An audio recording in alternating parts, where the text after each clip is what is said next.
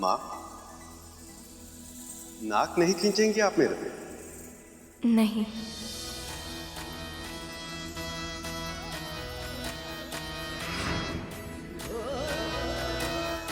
विवाह के हर्ष ईद की तरह इसके निर्धारण के पीछे भी एक कारण था प्रभु। जब वर वधू के माता पिता जमाई के चरण धोते थे तो जमाई के मन में अहंकार आ जाता था और उसे लगने लगता था कि वही सब कुछ है, कोई और कुछ नहीं। तभी वधू की माँ उसकी नाक खींचकर उसको फिर से झुकना सिखाती थी।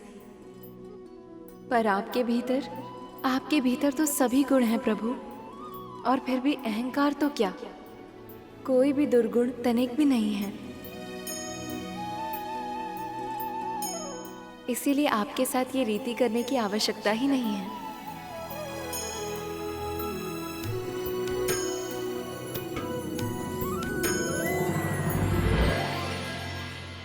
आइए प्रभु। पधारिए। सारी बारातियों के पैर अवश्य पखारना।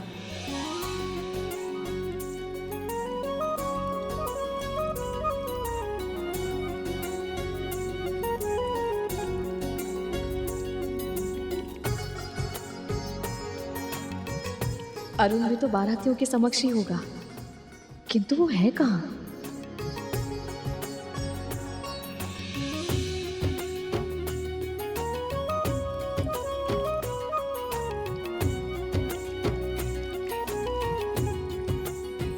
अरुण,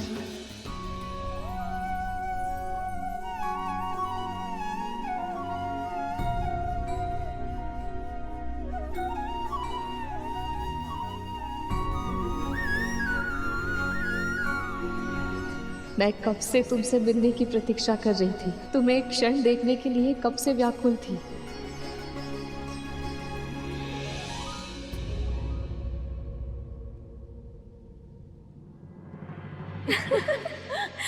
इनके तो पाँव ही नहीं है, फिर पाँव कैसे धोए?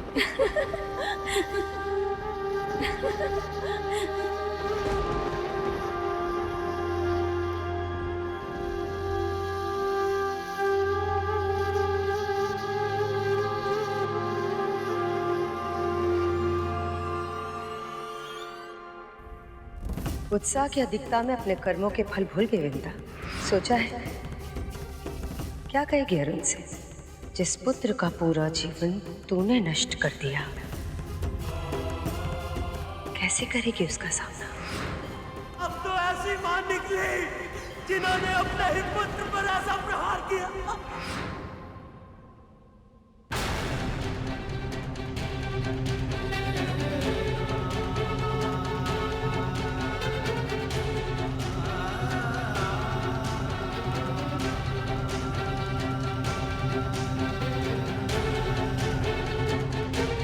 गरुड़,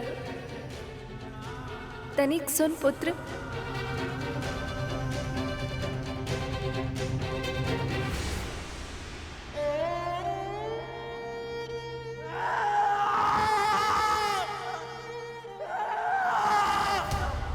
ये क्या किया आपने?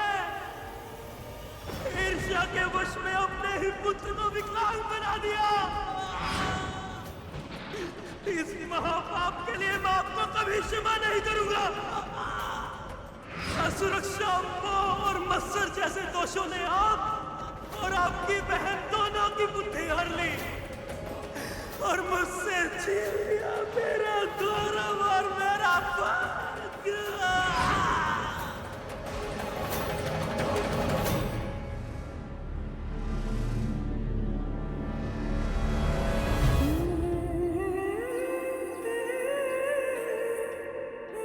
कुछ क्षण के लिए मुझे अकेले रहने दे गरुड़, जा यहाँ से।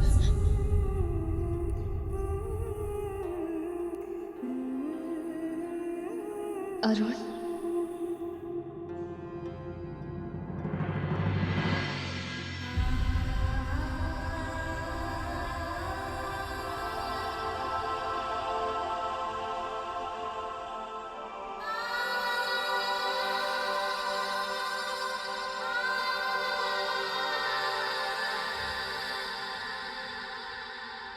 अरुण,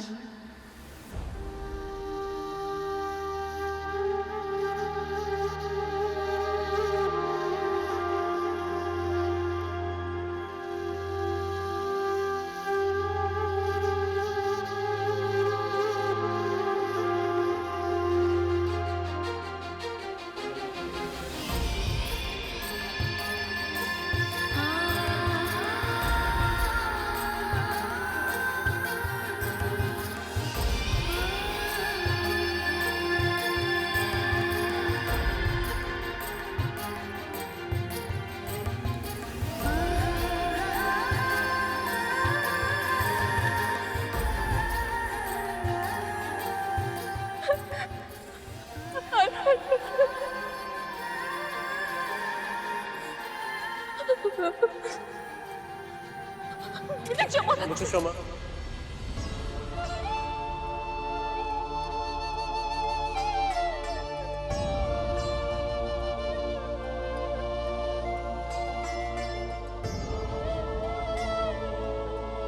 मेरे कारण आपका पूरा जीवन व्यर्थ हो गया माँ। मेरे श्राप ने आपको दास्ता के नर्क में धकेल दिया। मैं अपने आप को कभी क्षमा नहीं कर पाऊंगा।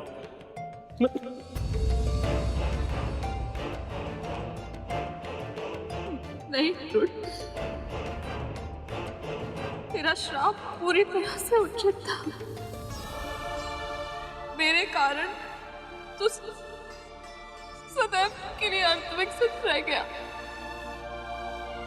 यदि मैंने धैर्य रखा होता तो आज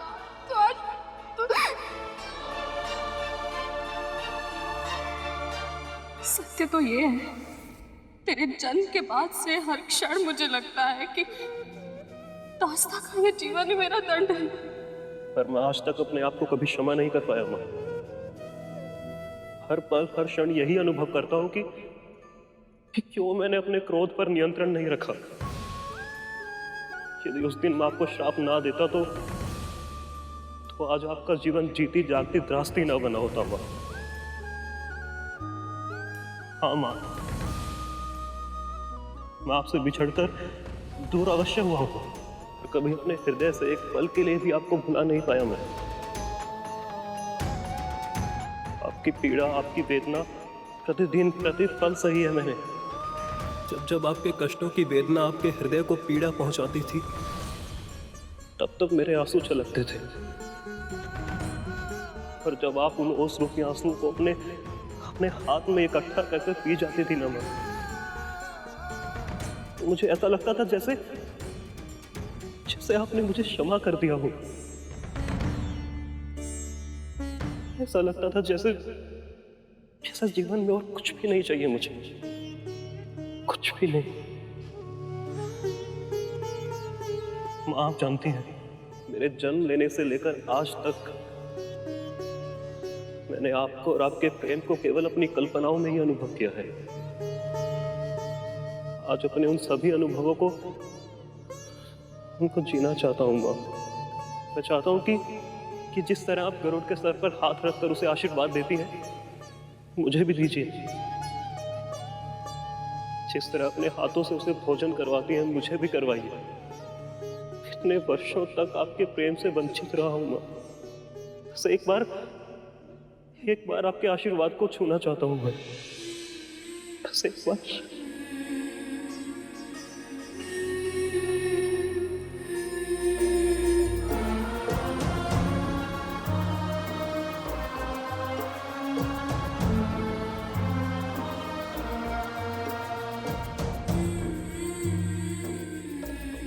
जानता है, गर्व है मुझे तुझ पर। अपनी शारीरिक कमी को तूने अपने उत्थान के मार्ग में अवरोध नहीं बनने दिया।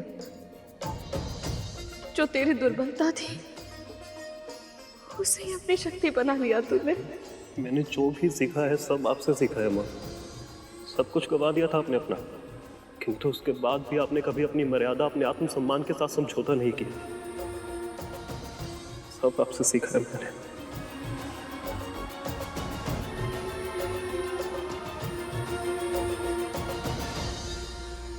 सत्य कहते हैं सब।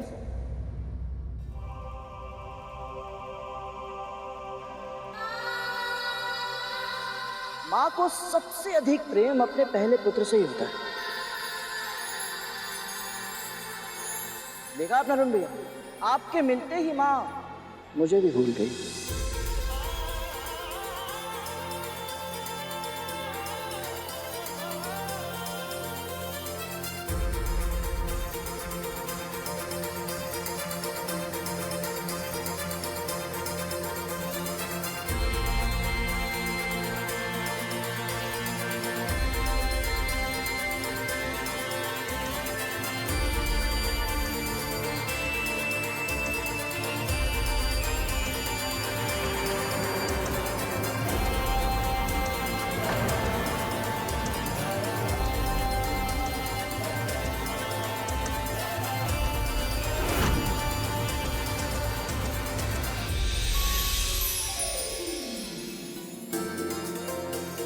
प्रभु विष्णु ने तुम्हें यहाँ जिस मंतव्य से भेजा था वो पूर्ण हुआ।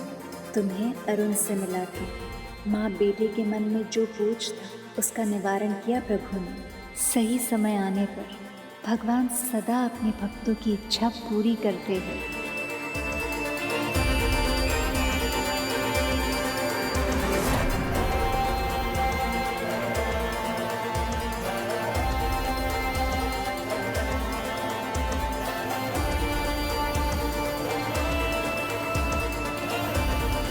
एक बार फिर विद्या और उसके पुत्रों ने मेरी योजना विफल कर दी।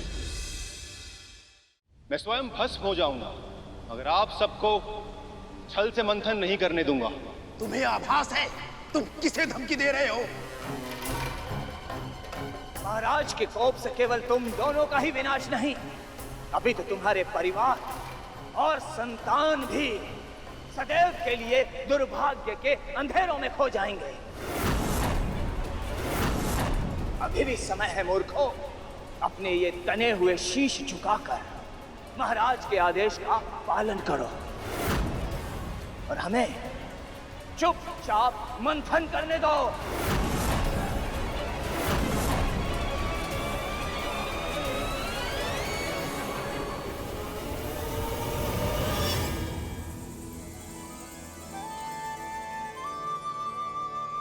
मामा श्री तो आ गए, किंतु मामी श्री कहाँ हैं?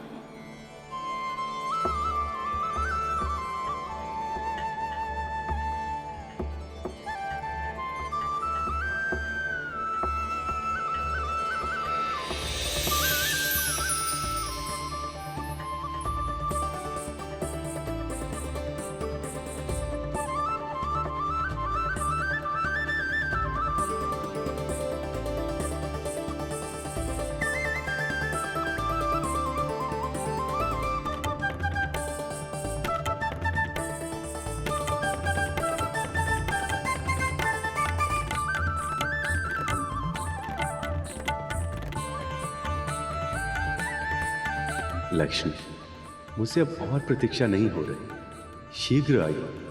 आपको देखने के लिए मेरा मन और आतुर होता जा रहा है।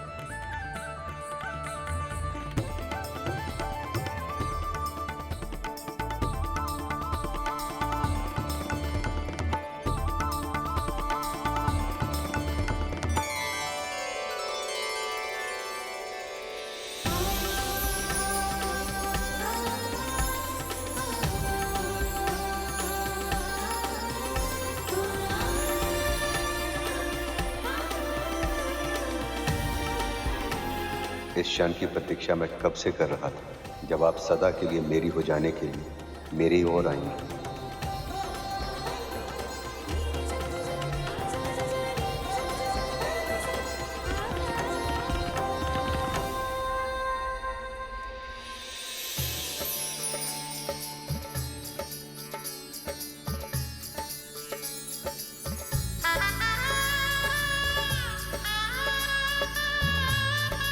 हम कब से इस क्षण की प्रतीक्षा कर रहे थे, जब माता लक्ष्मी और प्रभु विष्णु का मिलन हो जाए। ये हमारा परम सौभाग्य है कि हम इस दिव्य मिलन के साक्षी बने।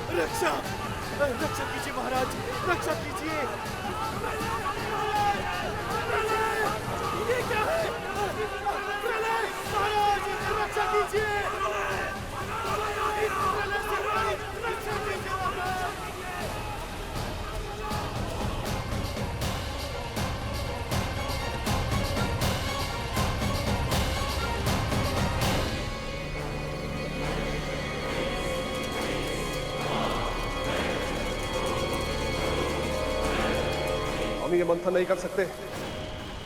आपको भी सत्य का आभास हो ही गया महाराज।